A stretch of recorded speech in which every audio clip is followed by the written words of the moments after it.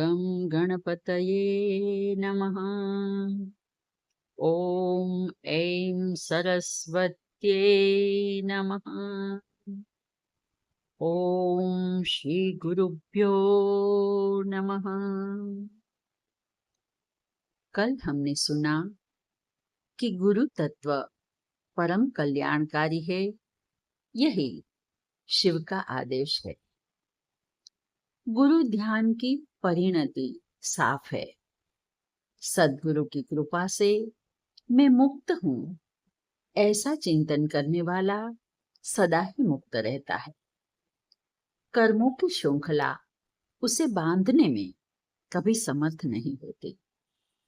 इसी सत्य के नए आयाम को खोलते हुए भगवान भोलेनाथ कहते हैं, गुरु दर्शित मार्गेण मनः शुद्धिं तु कारयेत्, अनित्यं खण्डयेत् सर्वं यत्किञ्चिदात्मगोचरं, ज्ञेयं सर्वस्वरूपं च ज्ञानं च मन उच्यते।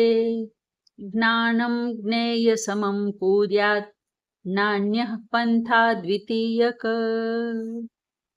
अर्थात गुरु जो भी राह दिखाए उसी पर चलते हुए मन की शुद्धि करना कर्तव्य है। शिष्य को चाहिए कि मन और इंद्रियों से भोगे जाने वाले सभी अनित्य पदार्थों का त्याग करना चाहिए। सबका आत्मस्वरूप ज्ञेय है। ज्ञान को मन कहा गया है। उस मन का विलय ज्ञेय आत्मा में करना चाहिए। मोक्ष प्राप्ति के लिए दूसरा कोई मार्ग नहीं। यहाँ भगवान शिव के वचनों में साधना, साध्य एवं सिद्धि का मर्म छिपा है। साधना वही जो गुरु बताए, साध्य वही जिसकी ओर वे इशारा करे, और सिद्धि वही जिसमें उनके आत्म तत्व का विस्तार रूप में अनुभव हो। अर्थात ज्ञान, ज्ञाता एवं ज्ञेय में यहाँ कोई भेद नहीं है। गुरु द्वारा दिखाई गई राह पर चलने से प्रत्येक शिष्य को यह अनुभूति होती है। ऐसी ही कहानी मैं आज आपको बताने जा रही हूँ। बंगाल के सिहुर गांव में एक सिद्धेश्वर नाम का बालक था। उसके माता पिता बचपन में ही गुजर गए थे।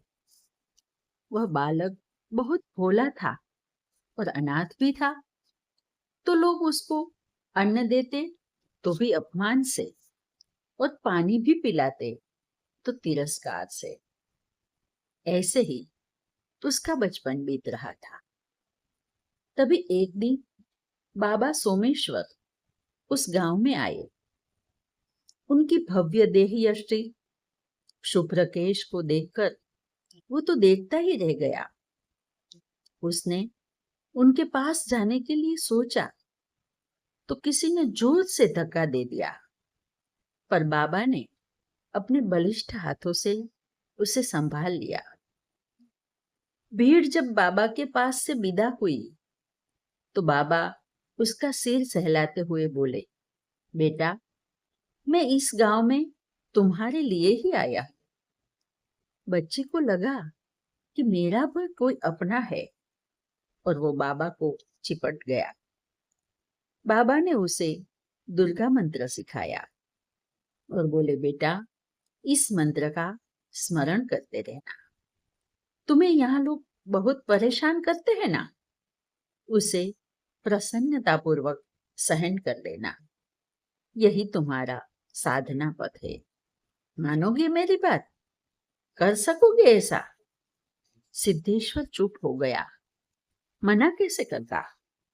जिंदगी में पहली बार उसके साथ प्रेम से बात करने वाला कोई था। उसने हामी भर दी।